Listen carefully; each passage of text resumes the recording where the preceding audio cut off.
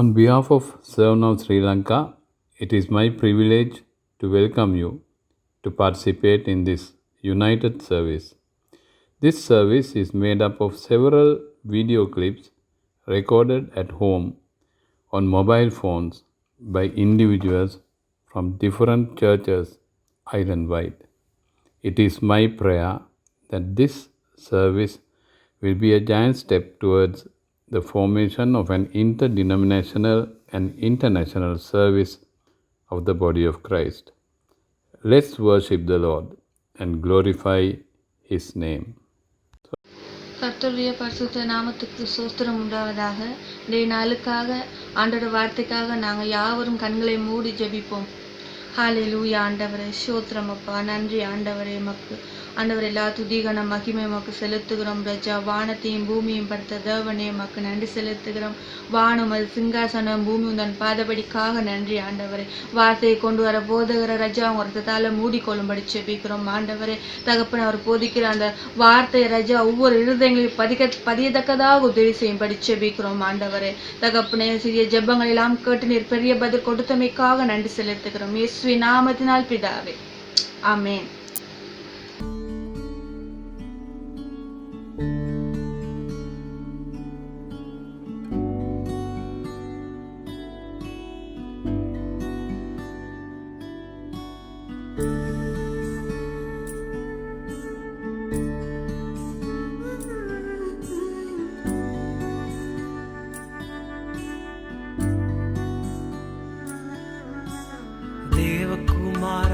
தேவகுமாரா என்ன நினைச்சிடுங்க.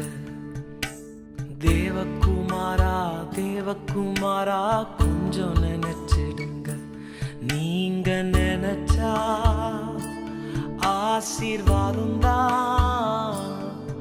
என்ன மறந்தா எங்கே போவேன்னா, நீங்க நினைச்சா ஆசீர்வாதம் தான். என்ன மறந்தா எங்கே போவேன்னா, தேவகுமாரா தேவகுமாரா என்ன நினைச்சிடுங்க.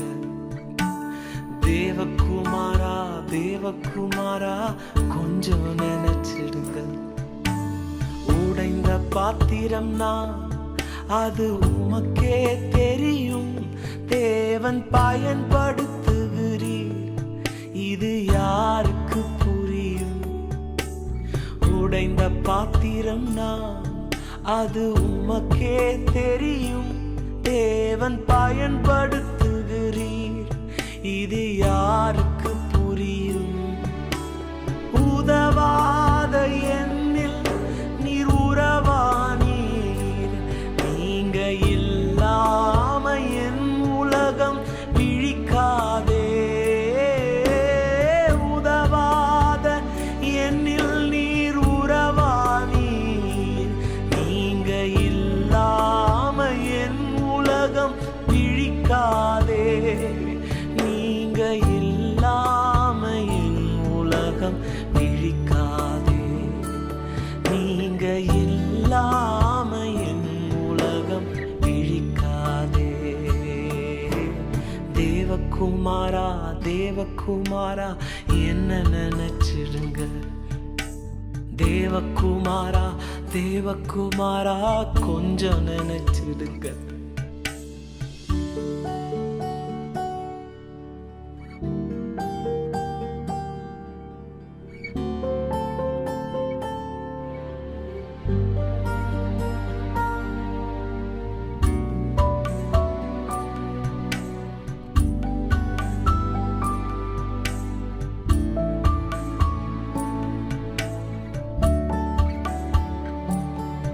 உம்மை மறந்து வாழ்ந்தவனா அது உமக்கே தெரியும்.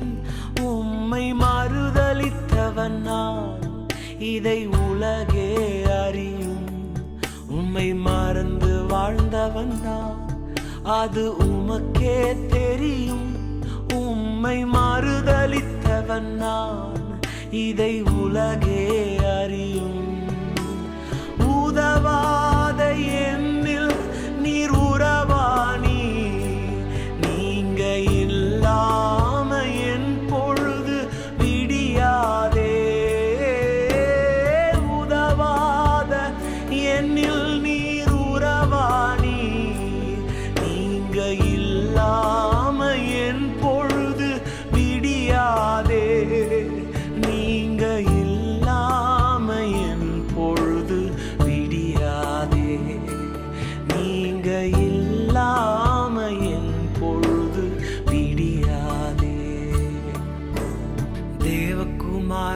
தேவகுமாரா என்ன நினைச்சிடுங்க. தேவகுமாரா தேவகுமாரா கொஞ்சம் நினைச்சிடுங்க. நீங்க நினைச்சா ஆசீர்வாதம் தான். என்ன மறந்தா எங்கே போவேன்னா, நீங்க நினைச்சா ஆசீர்வாதம் தான். என்ன மறந்தா எங்கே போவேன்னா, தேவகுமாரா தேவகுமாரா என்ன நினைச்சிடுங்க. தேவகுமாரா தேவகுமாரா கொஞ்சம் நினைச்சிடுங்க. பரிசுத்த வேதாமத்திலிருந்து 2 கொரிந்தியர் 5ஆம் அதிகாரம் 6ஆம் வசனம் தொடக்கம் 10ஆம் வசனம் வரை மற்றும் 14ஆம் வசனம் தொடக்கம் 17ஆம் வசனம் வரை.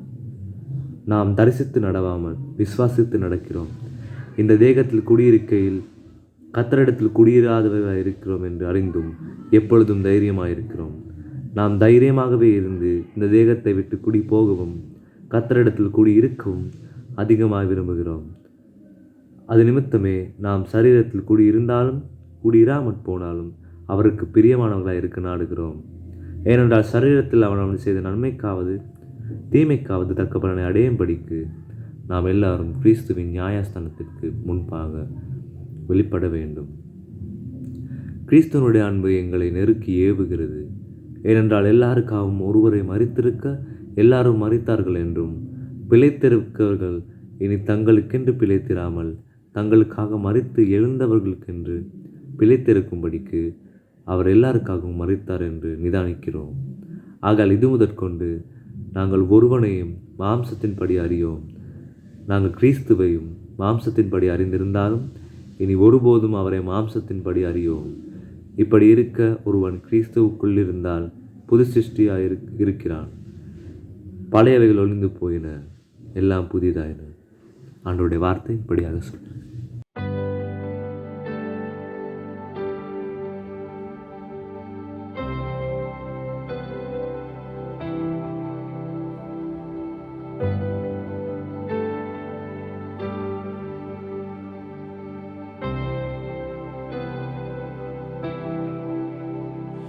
என் ஜெபமெல்லாம் பதிலாக மாறும். என் காத்திருப்போ ஒரு நாளும் வீணாகாது. வறண்ட நிலம் நீரூற்றாய் மாறும். பெருமழை பொழிந்திடும் நேரம் இது. என் ஜெபமெல்லாம் பதிலாக மாறும். என் காத்திருப்போ ஒரு நாளும் வீணாகாது. வறண்ட நிலம் நீரூற்றாய் மாறும். பெரும் மழை பொழிந்திடும் நேரம் இது.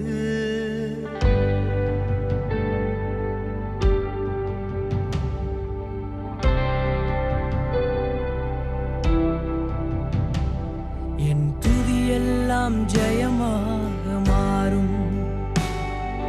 மாற்றங்களை உண்டாக்கும் மாறாதவர். பெற்றிடுவோம் விசுவாசத்தால்.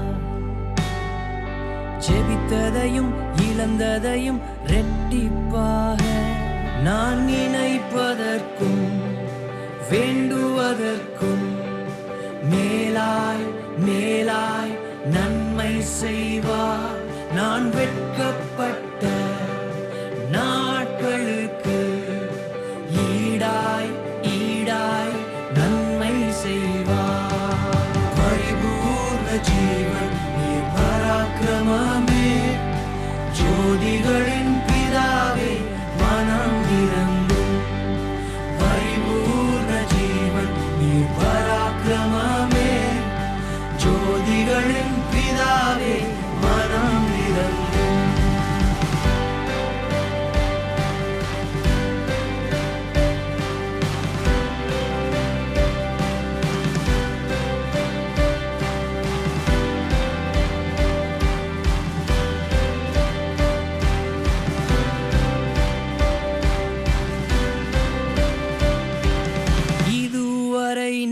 நன்மை செய்தவர் இனிமேலா தீமை செய்வார். இதுவரை நன்மை செய்தவர் இனிமேலா தீமை செய்வார். இதுவரை நன்மை செய்தவர் இனிமேலா தீமை செய்வார். இதுவரை நன்மை செய்தவர் இனிமேலா தீமை செய்வார்.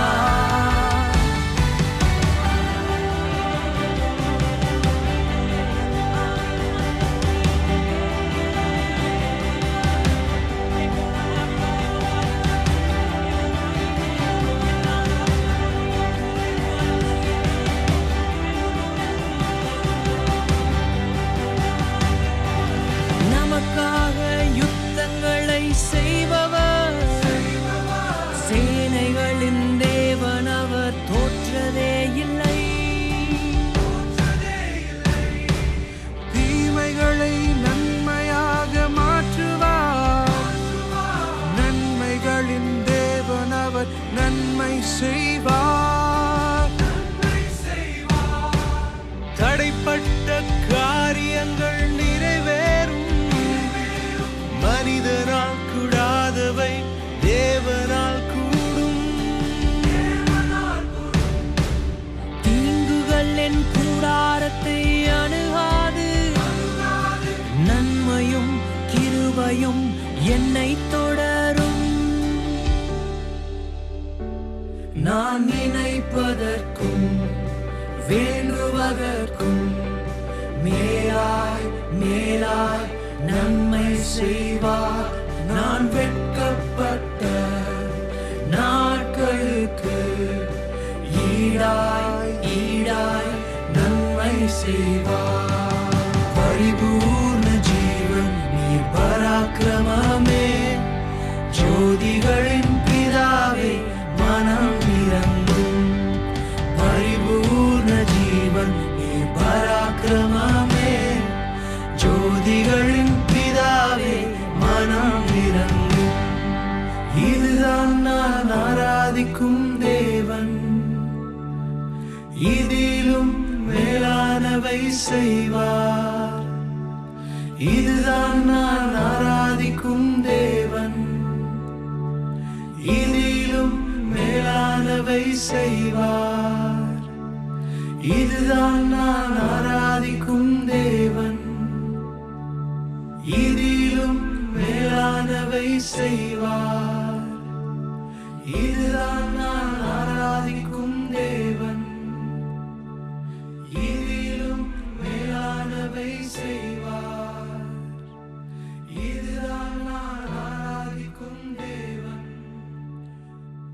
இதிலும் மேலானவை செய்வார். இதுதான் நான் ஆராதிக்கும் தேவன். மாற்கு 4 அதிகாரம் 26 34 வரையும். பின்னும் அவர் அவர்களை நோக்கி, தேவனுடைய ராஜ்யமானது ஒரு மனுஷன் நிலத்தில் விதையை விதைத்து இரவில் தூங்கி பகலில் விழித்திருக்க அவனுக்கு தெரியாத விதமாய் விதை முளைத்து பயிராகிறதற்கு ஒப்பாயிருக்கிறது. எப்படி என்றால், நிலமானது முன்பு முளையையும் பின்பு கதிரையும் கதிரிலே நிறைந்த தானியத்தையும் பலனாக தானாய் கொடுக்கும். பயிர் விளைந்து அறுப்பு காலம் வந்தவுடனே அறுக்கிறதற்கு ஆட்களை அனுப்புகிறான் என்றார். பின்னும் அவர் அவர்களை நோக்கி, தேவனுடைய ராஜ்யத்தை எதற்கு ஒப்பிடுவோம்? அல்லது எந்த உவமையினாலே அதை திருஷ்டாந்தப்படுத்துவோம்? அது ஒரு கடுகு விதைக்கு ஒப்பாயிருக்கிறது. அது பூமியில் விதைக்கப்படும் போது பூமியில் உள்ள சகல விதைகளிலும் சிறியதாயிருக்கிறது. விதைக்கப்பட்ட பின்போ அது வளர்ந்து சகல பூண்டுகளிலும் பெரிதாகி ஆகாயத்து பறவைகள் அதனுடைய நிழலின் கீழ் வந்தடையத்தக்க பெரிய கிளைகளை விடும் என்றார். அவர்கள் கேட்டறியும் திராணிக்குத்தக்கதாக அவர் இப்படிப்பட்ட அநேக உவமைகளினாலே அவர்களுக்கு வசனத்தை சொன்னார். உவமைகளினாலே அன்றி அவர்களுக்கு ஒன்றும் சொல்லவில்லை. அவர் தம்முடைய சீஷரோடு தனித்திருக்கும் போது அவர்களுக்கு எல்லாவற்றையும் விவரித்து சொன்னார். இயேசு கிறிஸ்துவின் இனிய நாமத்தினாலே என்னுடைய வாழ்த்துதல்களை நான் உங்களுக்கு தெரிவித்துக் கொள்கின்றேன். இந்த கிழமை நாங்கள் மிகவும் முக்கியமான ஒரு செய்தியை உங்களோடு பகிர்ந்து கொள்ள நான் மிகவுமே விருப்பத்தோடு இருக்கின்றேன். நான் விசுவாசிக்கின்றேன் இந்த செய்தியின் மூலமாக நீங்கள் தைரியம் அடைவீர்கள் என்று. நீங்கள் நினைத்து கொண்டிருப்பீர்களே, ஆனால் நீங்கள் யாருக்காவது செய்கின்ற உதவி அது உண்மையிலே பிரயோஜனம் அற்றது என்று. இல்லாட்டி நீங்கள் வைத்துக்கொள்ளுங்களேன், நீங்கள் செய்கின்ற ஏதாவது ஒரு காரியம் அது மிக பெரிய ஒரு காரியம் அல்ல, இலகுவான ஒரு காரியம் என்று நினைத்து கொண்டு இருக்கலாம். ஆனால் இல்லாவிட்டால் நீங்கள் யாருக்காவது ஒரு காரியத்தை செய்தால் அவருடைய வாழ்க்கையிலே அது ஒரு சிறிய ஒரு பிரயோஜனத்தை ஏற்படுத்தி அது ஒரு தாக்கத்தை ஏற்படுத்தும் என்று நீங்கள் நினைத்து கொண்டிருக்கலாம். ஆகவே நீங்கள் இப்படியாப்பட்ட ஒரு சிந்தனையில் இருப்பீர்களே, ஆனால் இந்த செய்தி உங்களுக்கானது. நான் விசுவாசிக்கின்றேன் இந்த செய்தியானது உங்களுக்கு ஒரு தாக்கத்தை ஏற்படுத்தும் என்று சொல்லி. இந்த கிழமைக்கான வாசிப்பை நாங்கள் கேட்டோம். மார்க் சுவிசேஷத்திலே 4வது அதிகாரத்திலே 26வது வசனத்தை நாங்கள் வாசிக்க கேட்டோம். அந்த வார்த்தைகளிலே இயேசு கிறிஸ்து ஒரு உவமையை குறித்து அங்கே பேசுகின்றார். அவர் அங்கே எதிர்பார்த்து கூறிய காரியம் என்னவென்றால், ராஜ்யத்தின் கிரியை எப்படிப்பட்டது என்று அவர்களுக்கு தெளிவுபடுத்தவே. இதிலே வேறுபட்ட 2 கருத்துக்களை முன்வைக்கவே இப்படியான ஒரு காரியத்தை அங்கே தெளிவுபடுத்தப்பட்டிருக்கின்றது. 2 காரணங்களும் வேறுபட்டதாக இருந்தாலும் அங்கே உண்மையான காரியத்தை அங்கே மேலோங்கி காண்பிக்கவே அப்படியாக காட்டப்பட்டுள்ளது. அவர் இங்கே பல இயற்கையின் உதாரணங்களை கொண்டு அவருடைய தேவ ராஜ்யத்தை குறித்து அங்கே அவர் தெளிவுபடுத்த விரும்புகின்றார். இயேசு கிறிஸ்து முதலாவதாக எடுத்துக்கொண்ட உதாரணம் என்னவென்றால், விதைக்கிறவன் எப்படி விதைக்கின்றான் என்ற காரியத்தினூடாக. 27வது வசனத்தை நாங்கள் பார்த்தால், இரவில் தூங்கி பகலில் விழித்திருக்க அவனுக்கு தெரியாத விதமாய் விதை முளைத்து பயிராகிறதுக்கு ஒப்பாயிருக்கிறது என்று கூறப்பட்டிருக்கின்றது. நாங்கள் பார்க்கிறோம், அந்த விவசாயி அவன் நித்திரை செய்து அல்லது அவன் எழுந்திருக்கிற பொழுது அங்கே விதை முளைக்கின்றது. அது எப்படி நடைபெறுகின்றது என்பதை குறித்து, அந்த கிரியை குறித்து அவன் ஒரு நாளும் அறியாதவனாய் இருக்கின்றான். நிலத்தில் விழுந்து அது ஒரு தண்டாக மேலெழும்பி அதன் பின்பு அது கிளைகளை போட்டு அங்கே அது சீக்கிரமாய் வளர்ந்து அனைவரும் காணும் விதமாய் சீக்கிரமாய் வளர்ந்து அங்கே பலன்களை கொடுக்கின்றது. அதன் பின்பு அந்த விவசாயி அங்கே அந்த அறுவடையை பெற்றுக்கொள்ள அவன் ஆயத்தமாக இருக்கின்றான். ஆகவே இயேசு கிறிஸ்து தேவ ராஜ்யத்தின் தன்மையை குறித்து 2 விதங்களில் அங்கே கூறுகின்றார். அங்கே நாம் காண்கின்றோம், மனிதனுடைய முதலாவது அங்கே பொறுப்பு என்னவென்றால், அவன் கையிலே ஒரு விதை இருக்கிறது. அந்த விதையை அவன் நிலத்திலே கீழ் போட வேண்டும். அது அவன் செய்ய வேண்டிய ஒரு கிரியை. அதோடு அவனுடைய பொறுப்பும் அதுவாகவே இருக்கின்றது. அவன் அங்கே அதை நிலத்தில் விதைத்த பின்பு அதன் மறுபக்கம் இருக்கிறது, அதாவது தேவனுடைய கிரியை. இல்லாவிட்டால் தேவன் அங்கே செய்ய வேண்டிய, இயற்கையின் மூலமாக செய்ய வேண்டிய கிரியை. அந்த விதைக்கு அவர் உயிரூட்டி அங்கே மனுஷன் செய்த காரியத்துக்கு மாறான ஒரு காரியத்தை அங்கே செய்ய வேண்டி இருக்கின்றது. இரண்டாவதாக விவசாயி அவன் அங்கே நிலத்தை பண்படுத்தி மண்ணோடு கூட அவன் பசலையையும் இட்டு அங்கே மண்ணை அவன் சரி செய்து கொள்கின்றான். பின்பு தண்ணீர் ஊற்றி அங்கே இயற்கைக்கு ஏற்ற விதமாக அந்த ஒரு விதை முளைக்க அவசியமான பின்னணியை ஒரு விவசாயி செய்ய வேண்டி இருக்கின்றது. அத்தோடு கூட நாங்கள் காண்கின்றோம், அந்த விவசாயி செய்ததை பார்க்கிலும் வித்தியாசமான மாறுபட்ட ஒரு கிரியையை அங்கே நடைபெற வேண்டி இருக்கின்றது. அதாவது ஒரு விவசாயி விதைத்த ஒரு விதையை பார்க்கிலும் ஒரு பெரிய ஒரு பலனை எதிர்பார்க்கத்தக்கதாக ஒரு பெரிய ஒரு கிரியையின் வழிமுறைகள் அங்கே காணப்படுகின்றது. ஒரு விவசாயி சிறிய ஒரு பலனை, ஒரு விதையை விதைக்கின்றான். ஆனால் அதைவிட அந்த சிறிய விதையினூடாக பெரிய ஒரு பலனை பெற்றுக்கொள்ளத்தக்கதான ஒரு ஒரு ஒரு பெரிய ஒரு கிரியையின் நடைமுறை அங்கே செய்ய வேண்டி இருக்கின்றது. அத்தோடு அங்கே இயேசு பகிர்ந்து கொண்ட 2வது உவமையும் 1வது உவமைக்கு சமனாகவே இருக்கின்றது. அவர் அங்கே மனுஷர்களுக்கு மத்தியிலே அங்கே உரத்து சத்தமாய் பேச தொடங்குகின்றார். அந்த இடத்தில் நடந்த சம்பவம் மிகவும் இனிமையாக இருக்கின்றது. அவர் ஒரு காரியத்தை சிந்திக்கின்றார். அவர் சிந்தித்த காரியத்தை அங்கே இருக்கின்ற எல்லோருக்கும் பிரசித்தமாக பகிர்ந்து கொள்கின்றார். அங்கே நாங்கள் 31வது வசனத்திலே பார்க்கின்றோம், பின்பு அவர் அவர்களை நோக்கி, தேவனுடைய ராஜ்யத்தை எதற்கு ஒப்பிடுவோம்? அவர் இவ்விதமாக கேள்விகளை கேட்டு மனுஷனுடைய வாழ்க்கையில் அன்றாட வாழ்க்கையில் காண்கின்ற சில காரியங்களை கொண்டு அங்கு தேவ ராஜ்யத்தை குறித்து அவர்களுக்கு கற்றுக் கொடுக்க அவர் தெளிவுபடுத்த விரும்புகின்றார். நாங்கள் காண்கின்றோம், அவர் 31வது வசனத்திலே ஒரு நல்ல உதாரணத்தை தேடிக்கொள்கின்றார். 31வது வசனம், அது ஒரு கடுகு விதைக்கு ஒப்பாக இருக்கிறது. அது பூமியில் விதைக்கப்படும் போது பூமியிலே சகல விதைகளிலும் சிறிதாயிருக்கிறது. விதைக்கப்பட்ட பின்போ அது வளர்ந்து சகல பூண்களிலும் பெரிதாகி ஆகாயத்து பறவைகள் அதன் நிழலின் கீழ் வந்தடையத்தக்க பெரிய கிளையாகிவிடும் என்றார். கிறிஸ்து இவ்விதமாக பல உதாரணங்களை அவர் தெரிந்து கொண்டார். கிறிஸ்து இதனூடாக எங்களுக்கு என்ன சொல்ல வருகின்றார் என்பதை குறித்து நாங்கள் சற்று சிந்தித்து பார்ப்போம். நீங்கள் இப்பொழுது சற்று சிந்தித்து பாருங்கள். எல்லா விதைகளை பார்க்கிலும் அங்கே கடுகு விதையானது மிகவும் சிறிய ஒரு விதையாக இருக்கின்றது. அங்கே அந்த சிறிய விதையானது மண்ணின் அடியில் போய் அங்கே ஒரு மரமாக அளவுக்கு வளர வேண்டிய காரியங்கள் நிறைவேறின பின்பு அங்கே அது ஒரு மரமாக அது உருவெடுக்கிறது. அங்கே அந்த மரம் வளர வேண்டிய நடைமுறைகளுக்கு நாங்கள் இடம் கொடுக்கின்ற பொழுது அங்கே அந்த மரம் எப்படி வளர வேண்டுமோ அது வளர்ந்து அங்கே அதனுடைய கிரியைகளை நடப்பிக்கின்றது. அத்தோடு கூட மேலும் ஒரு காரியத்தை நாங்கள் சிந்தித்து பார்ப்போமே ஆனால், உங்களுக்கு இது எப்படியாக விளங்குகின்றது என்று எனக்கு கூற தெரியாது. ஆனாலும் என்னுடைய எண்ணம் என்னவென்றால், சில நேரங்களில் நாம் மற்றவர்களுக்கு அவர்களுடைய வாழ்க்கையில் அவர்களுக்கு உதவி செய்கின்ற முயற்சிகளும் இவ்விதமாக ஒரு தாக்கத்தையோ அல்லது அவர்களுக்கு முக்கியமான ஒரு விஷயத்தை தூண்டிவிடுமோ என்று எனக்கு தோன்றுகின்றது. நேரங்களில் நாங்கள் சிந்திக்கலாம், எங்களை பெரிதாக எண்ணிக்கொள்ள நாங்கள் அவ்வளவு பெரியவர்கள் அல்ல என்று. சில நேரம் எங்களுக்கு சிந்தனையில் நாங்கள் ஒன்றும் சிறியவர்கள் என்று அந்த ஒரு கடுகு விதையைப் போல எங்களை நாங்கள் நினைத்து கொள்ளலாம். நல்லது, என்னுடைய வாழ்க்கையிலே நான் செய்த காரியங்களை சற்று சிந்தித்து பார்த்தால், நான் நவஜீசி என்ற ஒரு நகரத்திலே ஒரு சபையின் போதகராக நான் வேலை செய்து கொண்டு இருந்தேன். அத்தோடு கூட நான் இப்பொழுது சர்வ்நவ் நிறுவனத்தின் தலைவராகவும் நான் வேலை செய்து கொண்டிருக்கின்றேன்.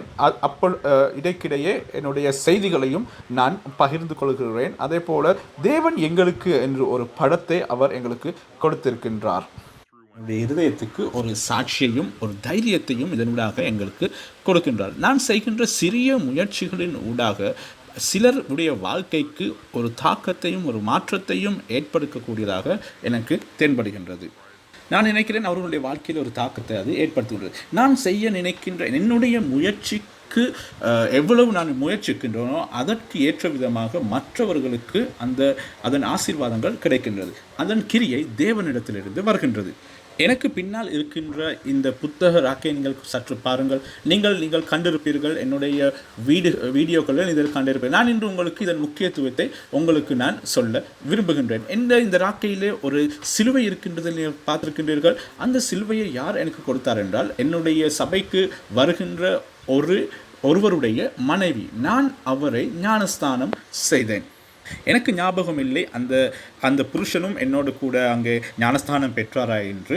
ஆனால் நான் இந்த மனைவியை குறித்து பேசினாலே, அவருடைய வாழ்க்கையை குறித்து சில காரியங்கள் பகிர்ந்து கூட அவருடைய வாழ்க்கை பின்னணியிலே பெரிய பிரச்சனைகளுக்கு அவர் முகம் கொடுத்தவராக இருந்திருக்கின்றார். அவருடைய வாழ்க்கையிலே அவள் பலவிதமான காலங்களிலே கடந்து வந்திருக்கின்றார். பல பிரச்சனைகளூடாக கடந்து செல்கிறார். இதை அனைத்தும் முடிந்ததன் பின்பதாக அவள் தேவனிடத்தில் திரும்பியிருக்கின்றார். தேவனோடு நல்ல கிட்டிய தொடர்பை பெற்றது நிமித்தமாக அங்கே நாம் அவளுக்கு ஞானஸ்தானத்தை கொடுத்திருக்கின்றோம். ஆகவே நான் என்னுடைய நிறுவனத்தின் ஒரு நபரோடு கூட அந்த கதையை பின்பலமாக கொண்டு ஒரு புத்தகத்தை நான் எழுதியிருக்கின்றேன். அங்கே இந்த ராக்கையிலே மேலே இருக்கின்ற புத்தகத்தில் முதலாவது அந்த ஆங்கில புத்தகத்தின் பெயர் ஃபைண்டிங் ஹோப் இன் அ ட்ரபிள்ட் வேர்ல்ட் என்ற புத்தகமாகும். அந்த புத்தகத்தின் முதலாவது அதிகாரத்திலே அந்த பெண்ணை குறித்து நான் எழுதியிருக்கின்றேன். அவருடைய புருஷனானவர் ஒரு நாள் தேவனோடு கூட ஒரு வல்லமையான ஒரு இடைப்படுதலுக்கு முகம் கொடுத்தார். அவருடைய வாழ்க்கையிலே மன்னிப்பு கொடுக்க முடியாத ஒரு பெரிய கோபத்தோடு கூட அவர் இருந்தார். இதன் நிமித்தமாக தேவனோடு கூட ஜெபிக்க முடியாதபடி ஒரு பெரிய போராட்டத்துக்கு மத்தியில் இருந்தார். இப்படியாக இருந்த நாளிலே ஒரு நாள் அவர் ஒரு ஞாயிற்றுக்கிழமை ஆலயத்துக்கு வந்து இதிலிருந்து அவர் மீளும்படியாக கண்ணீரோடு கூட அவர் ஜெபித்து கொண்டு என்னிடத்தில் வந்தார். இவ்விதமாக நான் அவரை ஜெபித்த பொழுது அவர் தேவனுடைய வல்லமையான அந்த சமாதானத்தையும் மன்னிப்பின் தேவனுடைய கிருபையையும் ஒரு பிதாவினுடைய அரவணைப்பையும் அவர் அன்று புரிந்து கொண்டார். இப்படியான சம்பவத்தினூடாக அவர் தேவன் யார் என்பதை குறித்து அவர் அங்கே தெளிவாக புரிந்து கொண்டார். சில வருடங்களுக்கு பின்பு நான் சர்வ்நவ் என்ற நிறுவனத்தில் அங்கே சேர்ந்த பின்பதாக ஒரு நாள் நான் அவர்களுடைய வீட்டுக்கு சென்றிருந்தேன். அவர்களை சந்திக்கும்படியாக அங்கே சென்றிருந்த பொழுது அவர்கள் வீட்டிலே அவர்கள் மிகவும் கலை உணர்வு கொண்டவர்கள். அங்கே உடைந்த பொருட்களை சேர்த்து இவ்விதமான காரியங்களை செய்வார்கள். ஆகவே அவர்கள் உடைந்த பொருட்களை கொண்டு செய்யப்பட்ட சிலுவையே இங்கே நீங்கள் காண்கின்றீர்கள். அவர் விருப்பமாக இருந்தார் அந்த சிலுவையை எனக்கு கொடுப்பதற்கு. இது மிகவும் அழகான ஒரு சிலுவையாக இருந்தபடினால் நாங்களும் அங்கே அதை எடுத்து வந்தோம். சிலுவையை குறித்து நாங்கள் பார்க்கின்ற பொழுது எங்களுக்கு ஒரு பெரிய ஞாபகத்தை கொண்டு வருகின்றது. இயேசு கிறிஸ்துவின் மரணம், அது சிலுவையின் மரணத்தை குறித்து எங்களுக்கு பேசுகின்றது.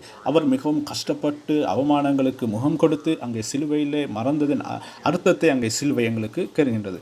ஒரு சாதாரண ஒரு பாவியின் உடைய அடையாளமாக அங்கே சம்பந்தப்பட்டு இருந்தாலும் அங்கே மனுஷருக்கு மத்தியிலே ஒரு பயங்கரமான ஒரு பாவத்தின் அறிகுறியாக இருந்தாலும் அங்கே அவர் சிலுவையிலே எங்களுக்காக இரத்தம் சிந்தினதன் காரியத்தை குறித்து அங்கே காண்பிக்கின்றது. சிலுவையானது சிலுவையின் மூலமாக எங்களுடைய பாவத்துக்கு மன்னிப்பையும் ஒரு எதிர்பார்ப்பையும் மீட்பையும் தேவனோடு கூட ஒரு இணைப்பையும் அங்கே ஏற்படுத்தியிருக்கின்ற ஒரு விஷயத்தை எங்களுக்கு காணக்கூடும். இதுவே எங்களுடைய வாழ்க்கையிலையும் தேவன் செய்யக்கூடியதாக இருக்கின்றது.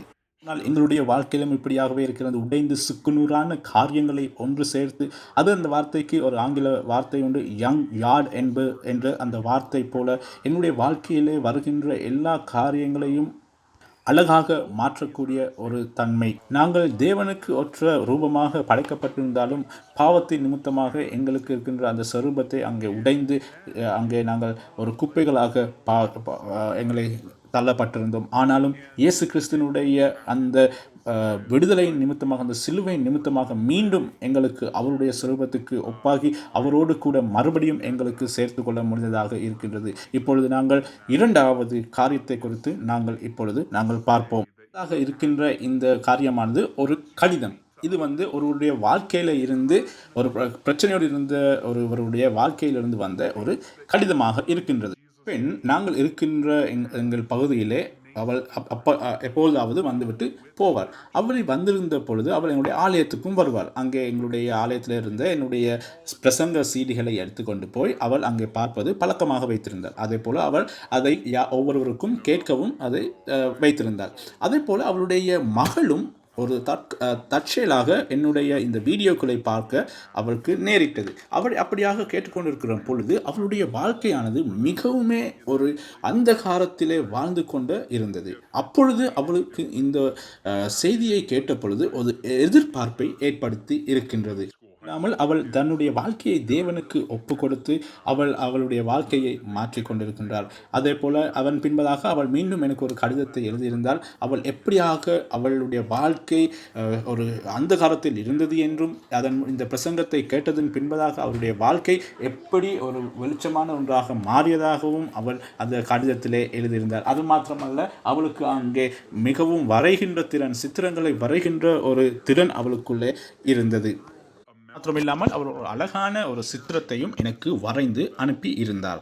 இந்த கதை இரண்டுமே என்னுடைய வாழ்க்கைக்கு ஒரு பெரிய தாக்கத்தை ஏற்படுத்தி இருக்கின்றது. என்ன காரியம் என்றால், அங்கே நாங்கள் பார்க்கின்றோம், விதைக்கின்றவன் விதையைப் போல நானும் விதைத்த சில காரியங்களை பெரிய அளவிலே நான் எதிர்பார்க்காத அளவுக்கு பெரிய ஒரு தாக்கத்தை ஏற்படுத்தி இருப்பதை எனக்கு இந்த இரண்டு உதாரணங்கள் மூலமாக தெரிகின்றது. உங்களை தைரியப்படுத்துகின்றேன். நீங்கள் உங்களுடைய வாழ்க்கையில் செய்கின்ற சிறிய சிறிய காரியங்கள் மற்றவருடைய வாழ்க்கையில எவ்வளவு பெரிய தாக்கங்களை ஏற்படுத்துகின்றது என்று உங்களுக்கே தெரியாமல் இருக்கலாம். செய்கின்ற சிறிய சிறிய காரியங்கள் எல்லாமே முக்கியமாக இருக்கின்றது. வேறொருவருடைய வாழ்க்கையில அது ஒரு பெரிய தாக்கத்தை ஏற்படுத்துகின்றது. வாழ்க்கையிலும் இப்படியான ஒரு சம்பவம் நடைபெற்றது. நான் அங்கே ஒரு இடத்துக்கு பிரசங்கம் பண்ண போன இடத்துல இந்த சம்பவம் நடந்தது. நான் அங்கே போய் சில நிமிடங்கள் ஒரு காரியத்தை குறித்து சிந்தித்துக் கொண்டிருக்கின்ற பொழுது கொண்டிருந்தேன் நான் அன்று பிரசங்கம் செய்த காரியத்தை அவர்கள் வந்திருக்கிறவர்களுக்கு ஒரு தாக்கத்தை ஏற்பட்டிருக்குமோ என்று. ஏனென்றால் அங்கே வந்திருந்தவர்கள் மிகவுமே பணம் வாய்ந்தவர்களுடைய பிள்ளைகள். நான் என்னை யோசித்துக் கொண்டிருந்தேன் நான் செய்த வார்த்தை அவர்கள் தாக்கத்தை ஏற்படுத்தியிருக்குமா என்று. பிரசங்கம் பண்ண ஒரு வீடியோவை நான் பார்த்து கொண்டிருந்த பொழுது அங்கே ஒரு 21 வயது நிரம்பிய ஒரு வாலிப பெண் சாட்சி கொடுப்பதை எனக்கு காணக்கூடியதாக இருந்தது. அவளுடைய சாட்சியின் முன்பதாக அவள் அங்கே தண்ணீர் ஞானஸ்தானம் பெற்றுக்கொண்ட ஒரு சம்பவத்தை கூட எனக்கு காணக்கூடியதாக இருந்தது. அறிந்து கொண்டால் என்னுடைய வாழ்க்கையில் நான் அங்கே இயேசு கிறிஸ்துவின் அன்பை குறித்து அங்கே சொன்னது ஒரு காரியத்தை குறித்து அவளுடைய வாழ்க்கைக்கும் அந்த சாட்சியானது ஒரு தாக்கத்தை ஏற்படுத்தி இருக்கிறதை குறித்து அவள் அங்கே சாட்சியாக பகிர்ந்து கொண்டாள். சாட்சியானது அவருடைய வாழ்க்கையை எவ்வளவாக மாற்றியிருக்குமே ஆனால் அவளுடைய பாவியான இருந்த அவளுடைய வாழ்க்கையை அவளுக்கு மாற்றி இயேசு கிறிஸ்துவனுடைய அன்பை அந்த நாளிலே அவளுக்கு உணர்ந்து கொள்ளக்கூடிய நிலைமைக்கு அவள் மாற்றப்பட்டதாக சாட்சி பகிர்ந்து கொண்டாள். நான் யோசித்துக் கொண்டிருந்தது நான் செய்த அந்த பிரசங்கம் யாருடையாவது வாழ்க்கையை மாற்றியிருக்குமா என்று. ஆனால் அந்த பெண் அங்கே ஞானஸ்தானம் பெற்ற பின் வாழ்ந்து கொண்ட அந்த செய்தியானது உண்மையிலே எனக்கு ஒரு ஆச்சரியத்தை ஏற்படுத்தி இருந்தது. உண்மையிலே நீங்களும் உங்கள் வாழ்க்கையில் செய்கின்ற சிறிய சிறிய காரியங்கள் மற்றவருடைய வாழ்க்கைக்கு ஒரு தாக்கத்தை ஏற்படுத்துகின்றதாக இருக்கின்றது. ஒரு விதையை விதைத்திருக்கலாம், இல்லாவிட்டால் வேறொருவர் விதைத்த ஒரு விதைக்கு நீங்கள் தண்ணீர் ஊற்றி கொண்டிருக்கலாம். அந்த விதையானது முளைத்து ஒரு தண்டாக எழும்பி அது ஒரு பலன் கொடுக்கின்ற ஒரு நிலைமைக்கு வந்திருக்கலாம். மாத்திரமல்ல உங்களுடைய வழியிலே சென்று கொண்டிருக்கிற மற்றவர்களுக்கும் ஒரு ஆசீர்வாதமாக அது அமையக்கூடும். தெரியாது யாருடைய வாழ்க்கைக்கு அங்கே தாக்கத்தை ஏற்படுத்தக்கூடும் என்று. ஆனால் அது தாக்கத்தை ஏற்படுத்துகின்ற நபருடைய வாழ்க்கைக்கும் சரி அவருடைய பரம்பரைகளுக்கும் சரி அது ஒரு பெரிய ஒரு மாற்றத்தையும் தாக்கத்தையும் ஏற்படுத்தக்கூடியதாக இருக்கிறது. தேவனுடைய ராஜ்யத்தில் அங்கே கிரியை செய்கின்றது. நாங்கள் விதைத்தது ஒரு சிறிய ஒரு விதையாக இருக்கலாம். அது சில நேரம் அது உண்மையிலே அது தேவையற்ற ஒன்றாக கூட இருக்கலாம். என்ற சிறிய காரியங்கள் ஒரு பெரிய ஒரு காரியத்தை ஏற்படுத்தலாம். அங்கே சிறிய முட்டாள்களை கொண்டு அங்கே ஞானர்களை தோற்கடிக்கக்கூடியதாக இருக்கும் என்று வேதம் சொல்கின்றது. நான் என்னை ஒருபோதும் ஒரு பெரியவனாக எண்ணிக்கொள்வதில்லை. விசேஷமான குடும்பத்திலிருந்து வந்தவன் என்றும் நான் ஒரு விசேஷமானவன் என்றும் நான் ஒருபோதும் நான் எண்ணிக்கொள்வதில்லை. நான் ஒரு சாதாரண மனிதனாக இருந்து இயேசு கிறிஸ்துவை ஏற்றுக்கொண்டதன் பின்பதாக என்னுடைய வாழ்க்கையில் ஒரு மாற்றத்தை தேவன் ஏற்படுத்தினார் என்பதை குறித்து நான் விசுவாசிக்கின்றேன். விசுவாசத்தின் ஊடாகவும் அவர் எங்களுக்குள்ளாக பெரிய காரியங்களை செய்ய முடியும் என்கின்ற விசுவாசமும் எனக்குள்ளே இருக்கின்றது. மாத்திரமே இப்படியாக கிரியை செய்ய முடிகின்றது. அதுவே தேவ ராஜ்யத்தின் அலங்காரமான விஷயமாக தென்படுகின்றது. ஒவ்வொருவருக்கும் ஒரு பொறுப்பு இருக்கின்றது. விதையை விதைக்க வேண்டும், தண்ணீர் ஊற்ற வேண்டும், அது எங்களுடைய பொறுப்பாக இருக்கின்றது. மற்ற காரியங்கள் அது தேவனுடைய காரியமாக இருக்கிறது, அவருடைய கிரியையாக இருக்கின்றது. யார் என்பது குறித்து ஒரு பெரிய கேள்வி எங்களுக்கு இருக்கின்றது. ஆனாலும் எங்களுக்குள்ளாக கிரியை செய்கின்ற ஒரு தேவன் இருக்கின்றார். நாங்கள் ஒரு விதையை விதைத்து அதுக்கு தண்ணீர் ஊற்றும் பொழுது அதன் பின்பதாக அந்த மரம் எப்படி பலன் கொடுக்கிறது, அது எப்படி அறுவடை செய்கின்றது என்பது அது தேவனிடத்தில் இருக்கின்றது. நாங்கள் ஒரு ஆத்துமாவை ஆண்டவரிடத்தில் கொண்டு வந்து அதன் பின்பு அதனூடாக நடைபெறுகின்ற மற்ற காரியங்களை அங்கே தேவன் அங்கே செய்கின்றவராக இருக்கின்றார். எங்களுடைய ஆவிக்குரிய வாழ்க்கையிலும் அந்த விதமாகவே கிரியை செய்ய வல்லவராக இருக்கின்றார். இயற்கை கொண்டு ஒரு பெரிய ஒரு காரியத்தை கற்றுக்கொள்ள முடிகின்றது. இயற்கையில் நடைபெறுகின்ற காரியங்கள் எங்களுடைய வாழ்க்கைக்கு ஒரு பாடமாக கூட அமைகின்றது. அதே போல இது ஒரு ஆவிக்குரிய வாழ்க்கையிலே ஒரு மிகவும் பாடமாகவும் இருக்கின்றது. அது ஒரு நியாயமான ஒரு காரியமாகவும் எங்களுக்கு தென்படுகின்றது. வாழ்க்கையிலும் கூட நீங்கள் ஒரு பலன் கொடுக்கிற ஒரு நபராக இருக்கின்றீர்கள். நீங்கள் ஆண்டவருடைய வார்த்தைக்கு நீங்கள் சிறிதளவு கீழ்ப்படியும் பொழுது அங்கே உங்களுடைய வாழ்க்கையில் பெரிய காரியங்களை நீங்கள் பலன் கொடுக்கக்கூடியவராக இருக்கின்றீர்கள். செய்கின்ற இந்த சிறிய காரியங்களுடாக பெரிய ஒரு அறுவடையை எங்களால் பெற்றுக்கொள்ள கூடியதாக இருக்கின்றது. தேவன் தாமே உங்கள் ஒவ்வொருவரையும் ஆசீர்வதிப்பாராக.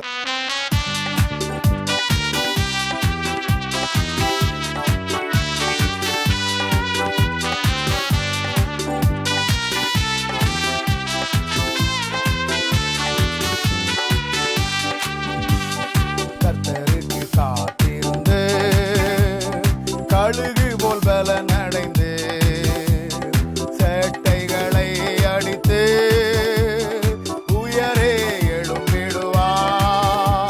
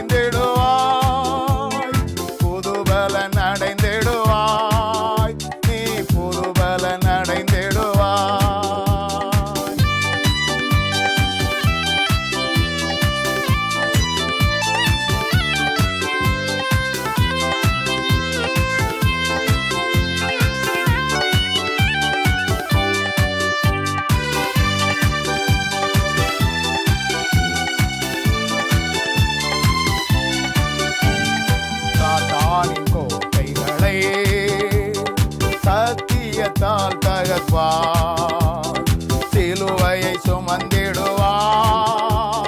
ஜெய கொடியே திடுவாய் சாத்தானின் கோட்டைகளை சத்தியத்தால் தகர்ப்பார் சிலுவையை சுமந்திடுவாய் ஜெய கொடியே திடுவாய் புதுபலன் அடைந்திடுவாய் நீ புதுபலன் அடைந்திடுவாய் புதுபலன் அடைந்திடுவாய் நீ புதுபலன் அடைந்திடுவாய் புதுபலன் அடைந்திடுவாய் நீ புதுபலன் அடைந்திடுவாய் புதுபலன் அடைந்திடுவாய் நீ புதுபலன் அடைந்திடுவாய்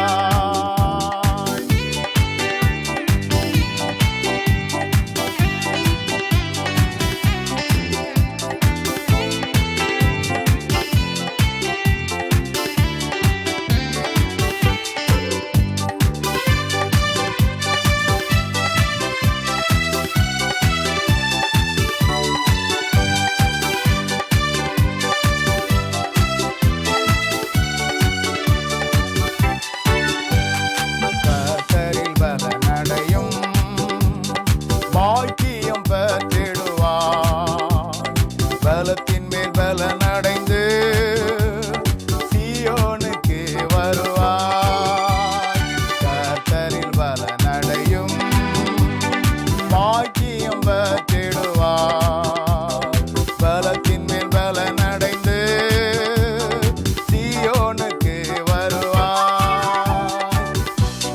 புதுபலன் அடைந்திடுவாய் நீ புதுபலன் அடைந்திடுவாய் புதுபலன் அடைந்திடுவாய் நீ புதுபலன் அடைந்திடுவாய் புதுபலன் அடைந்திடுவாய் நீ புதுபலன் அடைந்திடுவாய் புதுபலன் அடைந்திடுவாய் நீ புதுபலன் அடைந்திடுவாய்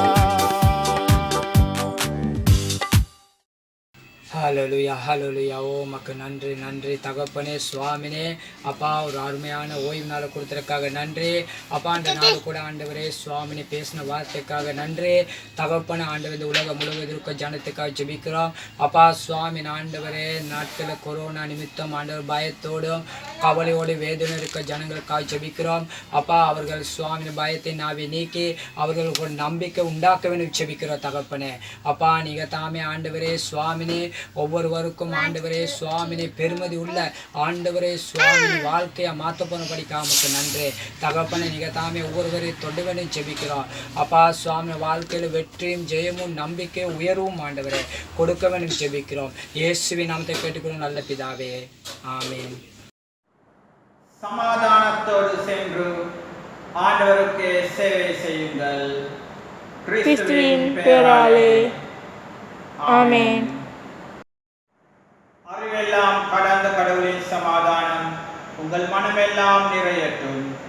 கடவுளையும் அவர் மைந்தன் இயேசு கிறிஸ்துவையும் பற்றிய அறிவிலும் அன்பிலும் அது உங்களை நிலை கொள்ள செய்யட்டும். தந்தை, மைந்தன், புனிதாவியானவராகிய அனைத்து வல்ல கடவுளின் ஆசி எப்போதும் உங்களோடு இருப்பதாக. ஆமென்.